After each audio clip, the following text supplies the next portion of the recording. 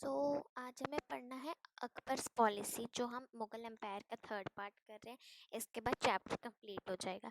ये पूरा इंपॉर्टेंट है, तो नोट डाउन करते रहिएगा। तो अकबर्स एडमिनिस्ट्रेशन के बारे में हमें पता चला अकबरनामा से। एन आई अकबरी, इसके बारे में मैंने नेक्स्ट पहले वाले वीडियो लेक्चर में बता दिया था, तो आप उससे देख सकते हैं। तो उसी बेसिस पे हम पढ़ेंगे अकबर की एडमिनिस्ट्रेशन। तो ये पूरा एम्पायर जो है ये डिवाइडेड था सूबास में, प्रोविंसेस थे ये सूबास, हाँ। और इनको रूल करने वाले, सूबास को जो रूल करता था उन्हें सूबेदार बोलते थे। इन पे पॉलिटिकल और मिलिट्रिकल फंक्शंस दोनों होते थे। अब nextly, each provinces also had financial officer, ताकि मनी में कोई प्रॉब्लम ना हो, कुछ हो तो वो एम्पायर को बता सके। तो दीवान्स बोलते थे इनकी लैंग्वेज में, okay. For maintenance of peace and order in his provinces the सूबेदार was supported by other officer। अब दूसरे ऑफिसर से सपोर्ट मिलता था, such as military pay master call Bakshi, ये उनकी लैंग्वेज में बख्शी बोलते थे। फिर minister in charge of religious and charitable प्रोटोगेन, सदर। तो सदर जो है ये रिलीजन की दूसरे दूसरे ब्राह्मण्स के बीच में, जो राष्ट्रम्स के बीच में लड़ाई ना हो जाए, इन सब का ध्यान रखते थे। फिर मिलिट्री कमांडर्स, जिन्हें फौजदार्स बोलते, जैसे हम बोलते ना फौज तैनात है सेना पे, तो इससे रिलेटेड फौजदार्स। फिर टाउन के पुलिस कमांडर को बोलते थे कोटवाल। Noorjahan influence in Jahangir court मैंने पिछले वीडियो में बता दिया था, तो आगे कंटिन्यू करते हैं। Akbar snowball commanded large army, सब बहुत ज़्यादा आर्मीज़ होती थी और बहुत ज़्यादा एरिया भी था उनके पास। जैसे अगर किसी रूलर के पास सिर्फ 10 रुपये हैं, तो मतलब मैं आपको एग्जांपल देती हूँ। जैसे कि रूलर है 1 किलोमीटर तक के एरिया का, वो 1 किलोमीटर में 500 रुपये लेता है। और वहीं एक रूलर है जिसके पास 10 किलोमीटर का एरिया, तो वो 10 किलोमीटर में उसका 10 टाइम्स लेगा। तो इस तरह से उन्हें ज़्यादा रिवेन्यू भी मिलता था, क्योंकि ज़्यादा लैंड थी। फिर अकबर जो हैं ये 1570 में फतेहपुर सिकरी में थे। तो इन्होंने क्या किया, बहुत सारे ब्राह्मण, ज्यूइस्ट प्रीस्ट और रोमन पाते की उलामा से और भी धर्म के बारे में जाना। तो इन्होंने जो है हर धर्म से इंटरेक्शन हुई इनकी, और इन्हें बहुत अच्छा लगा। फिर डोगमा का क्या मतलब है, जब ये जानते गए तो इन्होंने एक भी बार रोका नहीं, टोका नहीं। इन्हें एकदम हर एक चीज़ बताई, हर एक रिलीजन के बारे में, और इनसे वो बहुत इंटरेक्ट हुए।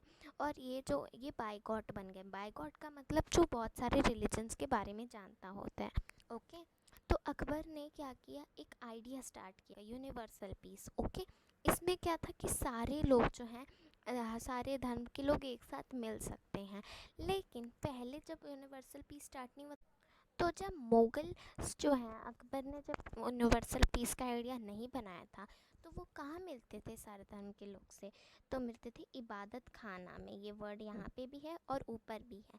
फिर नेक्स्टली, अब अबुल फैसल ने भी इनकी मदद की थी, और इन्हें और इनकी पीढ़ियों ने भी फॉलो किया था। जैसे जहांगीर, इनके जो बेटे थे, और फिर इनके बेटे शाहजहां, जहांगीर के बेटे। तो इन तीनों पीढ़ियों ने फॉलो किया था। ये जहांगीर ने लिखा हुआ है कि बहुत सारे धर्म के लोग एक साथ मिलते थे, इतने डिफरेंस होने के बाद भी। फिर एडमिनिस्ट्रेशन, मुगल एम्पायर जो इतना ज़्यादा पावरफुल हो गया था। तो अब हम यहाँ पे चलते डॉक्यूमेंट्स। शाहजहां के टाइम पे सिर्फ 445 मेंबर थे, मनसाबदास टोटल गिन, और 17th सेंचुरी में 8000 मेंबर्स। मैनेज कैसे होगा। अब अगर हम 100 लोग ले लें, 100 मनसाबदार को ले लें, वैसे तो उससे ज़्यादा ही थे, 8000 थे, देख रहे हैं।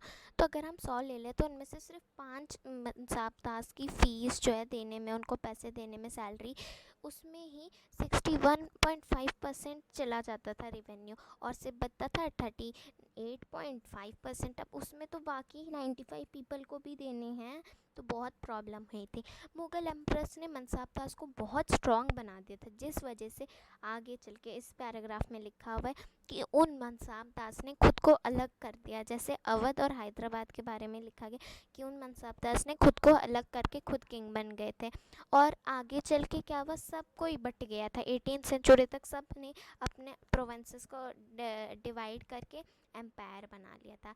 तो आपके टॉप क्वेश्चंस क्या हैं कि why did the Mughals call them from Timur ancestries, Timur ancestries से क्यों बोलते थे खुद को, सेकंड क्वेश्चन।